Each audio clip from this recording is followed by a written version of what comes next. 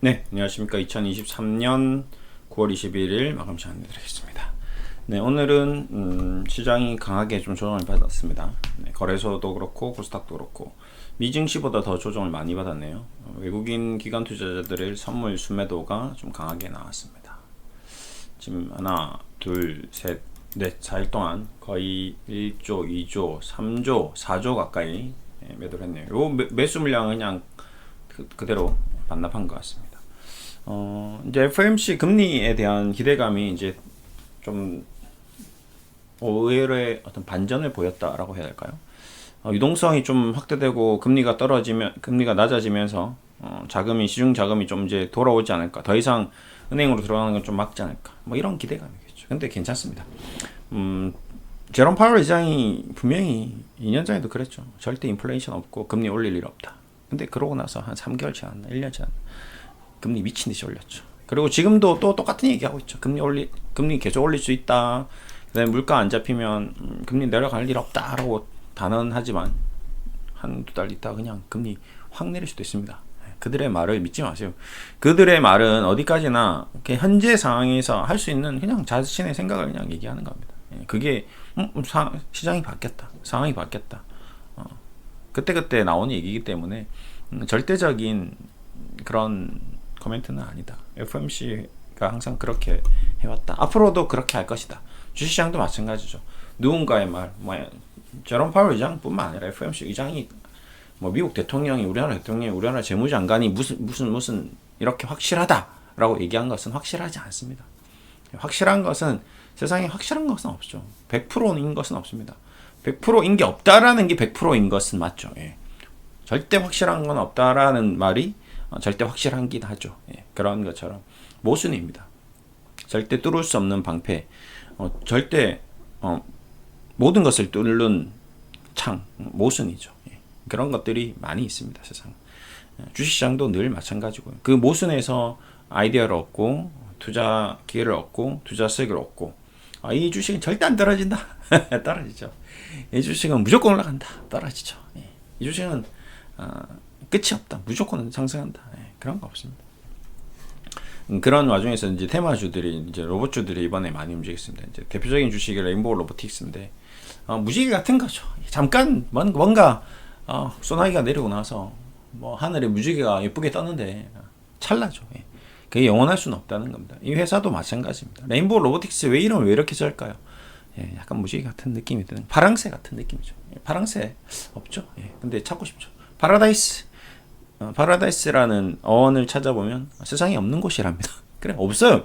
영원히 파라다이스는 없습니다. 예, 우리 인생에 파라다이스 없습니다. 오아시스 마찬가지 없죠. 예, 영원히 없을 것입니다. 근데 그럼에도 불구하고 사막에서 오아시스를 찾고 우리 삶에서 파라다이스를 찾고 우리 삶에서 파랑새를 찾고 우리 삶에서 자꾸 레인보우 무지개를 꿈꾸는 거죠. 예. 그게 우리 인간이거든요. 우리 인간이 그 작은 신락 같은 희망을 가지면서 살아가야 되니까. 안 그러면 우리 희망이 없으니까. 미래가 없으면 살 수가 없으니까. 왜 밥을 먹어야 되는지 모르니까. 본능적으로 밥은 먹긴 합니다. 본능적으로 우리의 잠을 자고 욕구가 있죠. 삶을 유지하려면. 근데 그 삶을 유지하는 운동력 중에 하나가 이제 정신력인데 그 정신력이 망가져버리면 육체력도 같이 망가질 수밖에 없는 거예요. 나의 정신 의지로 밥을 안 먹겠다. 밥을 안 먹을 수도 있는 거거든요. 근데 그 의지를 예쁘게 아름답게 꾸며줄 수 있는 무엇인가가 필요한데 그게 레인보우고 파랑새고 파라다이스고 오아시스고 이런 것들인 거죠. 사막을 걷는데 한번 죽을 거 같은 상황인데 오아시스를 꿈꾸면서 걸어야 되는 거거든요. 그런 거다라고 보시면 돼요. 그 모든 것들이 다 테마주랑 같은 맥락이다라고 보시면 돼요. 로봇이 지금 나왔나요? 뭐가 지금 인공지능 로봇이 나와서 막 걸어다니고 사회를 지배하고 대량 생산에 들어갔나요? 아니거든요. 근데 마치 이 회사의 지금 시가총액은 4조에 육박하는 제품이 나온 기업 수준의 가격대로 올라가 버렸다는 거죠. 예. 이런 것들이 파라다이스고 오아시스고 신기루와 같은 것들이라는 거죠. 좀 실제 없는데 이 로봇도 없고 판매되는 것도 없고 매출도 없고 이익도 없는데 이 기업의 가치는 4조에 육박했다. 이게 굉장히 위험한 거거든요. 근데 이걸 만들어내는 사람들이 있죠. 만들어내는 기관 투자자 외국인들 자기네들 누굴 위해서? 자기네들의 이익을 위해서. 누굴 이용한다? 여러분. 개인들 500만 원, 300만 원, 1000만 원 이런 것들 뭐 1000만 원에서 20-30% 빠져봤자 뭐 300만 원, 400만 원 빠지니까 우리는 뭐 그래 어쩔 수 없나 그냥 게임값 했다 뭐 수업료 지불했다 하고 이제 떠나면 되지만 그 300만 원, 200만 원을 모아서 10명, 100명, 1000명이 돼버리면 몇십억씩 되거든요. 그걸 이용해 먹는 거죠. 게임주도 마찬가지, 로봇주도 마찬가지, 백신주도 마찬가지, 2차전지도 마찬가지. 모든 주식은 다 그런 논리로 움직인다는 겁니다. 안 그러면 누군가 돈을 벌어야 되잖아요. 누가 돈을 버는데요? 2차전지 에코프로, 에코피로비엠도 마찬가지인 거죠. 어쨌든 결과론적으로 지금 뭐 주가가 이렇게 올라가서 누군가는 돈을 더 많이 번 사람이 있고 지금 큰 손해를 본 사람이 분명히 있거든요. 그 과정에서 큰 돈을 번 사람은 소수고 작은 돈을 많이 잃은 사람은 대중이다. 그래서 주식은 항상 매집과 분산이 이루어지는 그런 과정을 겪는 거거든요. 영원히 그렇게 될 겁니다. 앞으로도 그렇고 또 그렇게 되고 또 그렇게 되고 또 그렇게 되고 근데 그때마다 그 휘발유가 되는 대중들은 늘 나타나게 되는 거죠. 신규 계좌 아니면 사회초년생 아니면 뭐 주식을 전혀 안 하던 사람이 갑자기 로봇에 관심이 있었는데 로봇주를 투자한다든지 뭐 전기차를 샀는데 전기차가 너무 좋아서 2차전지를 산다든지 전혀 예상치 못했던 새로운 신규 투자자가 생기거든요. 또 이번 시장이 또 바뀌고 나면 또 새로운 투자자가 나타날 겁니다. 영원히 떠나는 투자자도 있을 거고 그렇게 주식시장은 계속 순환되는 거죠. 새로운 먹잇거리가 생기는 겁니다. 그걸 이용해서 먹는 사람들은 노련하고 힘이 세고 돈이 많은 기관 투자자, 외국인 기관 투자자들이 대부분인 거죠. 저희 개인들이 살아남기란 이 시장에서 쉽지가 않습니다. 그래서 저는 현명해야 된다. 우리가 똑똑해야 된다. 우리 투자자가 제대로 알고 잘 대처하지 못하면 여기는 그냥 눈 뜨고 코가 쌍쌍 베이는 그런 곳이다. 원래 그런 곳이다 라고 생각하셔야 됩니다. 지금도 코가 싹 베인 거죠. 2차전지로 베이고 로봇으로 베이고 바이오로 베이고 백신주로 베이고 카카오로 베이고 NC소프트로 베이고 온통 그냥 비참하게 처참하게 무너져 있는 거죠. 근데 뭐 희망도 오아시스 파랑새 무지 같은 뭔가 희망이 있어야 되는데 희망도 없는 거죠. 주식이 녹록치가 않습니다. 그렇게 재밌는 곳이 아니에요.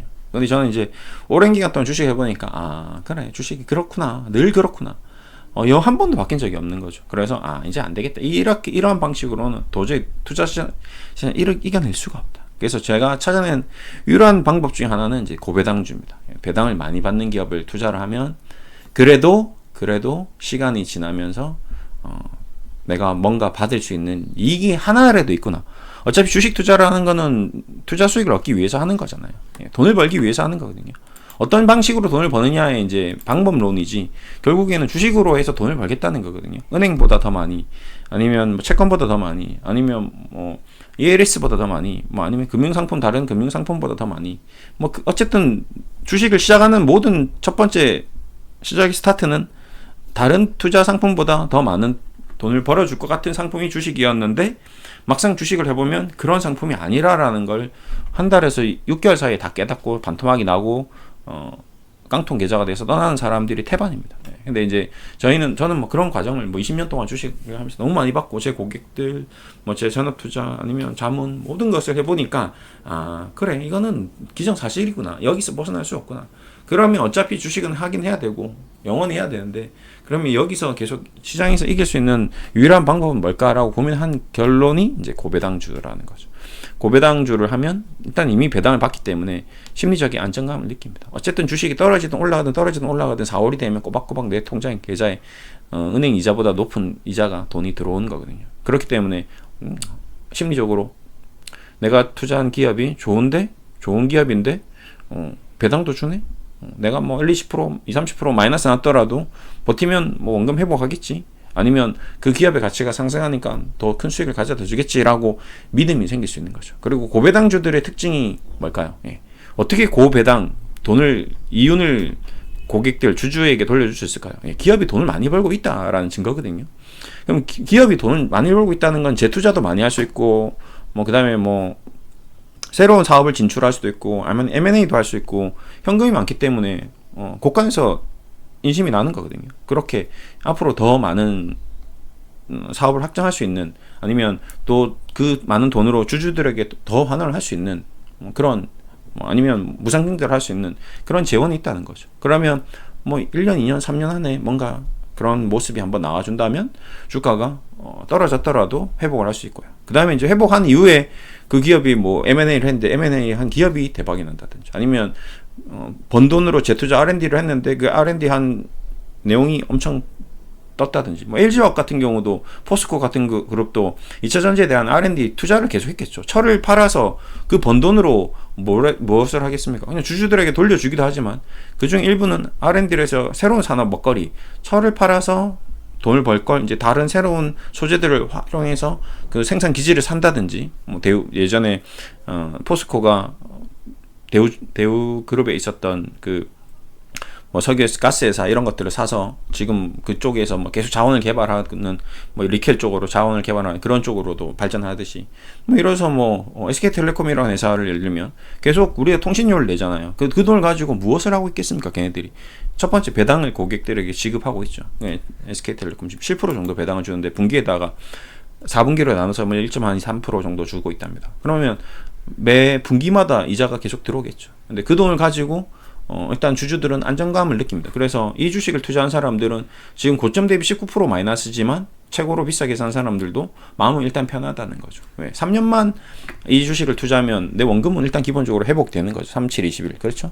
일단 3년만 가져가 보자. 그러면 내 원금은 어쨌든 이날 최고점에 산 사람도 현재 스코어 마이너스 21%지만 2025년이 되면 원금이 회복됩니다. 그렇죠? 그 다음에 두 번째. 그러면 그동안 번 돈을 이 기업이 SK텔레콤을 볼까요? 회사 규모가 한 10조짜리 회사인데 매출이 한 17조를 찍고 당기순이익이 매년 1조씩 돈을 벌고 있습니다. 그러면 한 3년 동안, 4년 동안, 5년 동안 5조 정도의 돈을 벌고 5, 6조 정도 돈을 벌었습니다. 그러면 5, 6조의 돈이 들어왔으니까 원래 회사 가치가 10조인데 현금이 5조가 들어왔으니까 이 회사의 가치는 15조로 바뀌는 거죠. 그러면 현재 기업의 주가가 5만 원이라면 최소한 주가가 30%에서 40% 정도는 올라갈 수 있는 펀더멘탈이 계산됐다라는 거거든요. 왜? 10조짜리 회사가 5조가 돈이 들어왔으니까 이제 15조 가치로 올라가야 되니까 그러면 최고가 6만 3천 원을 넘어설 수 있는 가능성이 높아지는 거죠. 그리고 세 번째는 이제 그 돈을 토대로 얘네들이 하는 게 뭐가 있겠습니까? 역시 R&D를 하겠죠. 재투자를 계속 할 겁니다. 무엇에 투자를 할까요? AI에 투자하고 있겠죠. SK텔레콤에 돈이 제일 많이 나가는 것 중에 하나가 뭐죠? 고객 상담입니다. 고객 상담 전화하면 맨날 쌍욕하고 뭐 이게 문제고 저게 문제고 맨날 보면 대기인수 20명, 30명 기다리고 있고 막 그렇습니다. 그래서 어떻게 할까요? 자동응답 시스템으로 바꾸는 거죠. 자동응답 뭐죠? Artificial Intelligence 자율적으로 대답을 하는 거죠. 고객이 이거 왜 통신 안 돼? 그러면 네 고객님, 네 이러해서 안 되는 것 같습니다. 대변을 하면 걔 뭐 욕을 해봤자 기계니까 고민하는 거죠. 그래? 그러면 어떻게 해결하면 돼? 하면 네 고객님 이럴 경우는 일단 전원을 끄시고 다시 켜시고 문제점이 있으면 뭐 이렇게 뭐 와이파이 기능에서 뭐 어디 가서 어떻게 하십시오. 그래 해보는 거죠. 그냥 그럼 기계랑 대화를 하기 때문에 감정적으로 화가 나지 않습니다. 그러면서 SK텔레콤은 그 한 명의 직원에 대한 비용을 절감할 수 있는 거죠. 그렇게 해서 SK텔레콤 상당 직원을 전부 AI화 시켜버리면 어떻게 될까요? 비용이 엄청 절감되겠죠. 그래서 매출에 대해서 이익이 증가할 수 있는 거죠. 그렇게 하다 보니까 이게 뭐지? 생뚱맞게 나는 그쪽으로 투자를 한 건데 갑자기 진이가 나오네. 집에서 심심한 사람들이 뭔가 물어보니까 대답을 하네. 요 네이버랑 협업을 해서 아니면 뭐 두산 로보틱스나 아니면 레인보우 로보틱스랑 협업을 해서 우리가 이거 자동응답 잘하니까 요거 AI를 너한테 빌려줄게. 너 사용할래? 사용할게. 돈 줘. 또 돈을 버는 거죠. 그렇게 해서 AI를 계속 투자를 해서 이제는 뭐 거의 SK텔레콤에서 그럼 로봇을 만들어서 팔아볼까? 해서 SK텔레콤에서 로봇을 이제 일본에서 뭐 여기 보시면 환학사에서 로봇 기계를 수입합니다. 하는데 거기 AI를 탑재를 딱 시켜. 그리고 한국말로 막 로봇 하게 팔았는데 200~300만 나오는 거죠.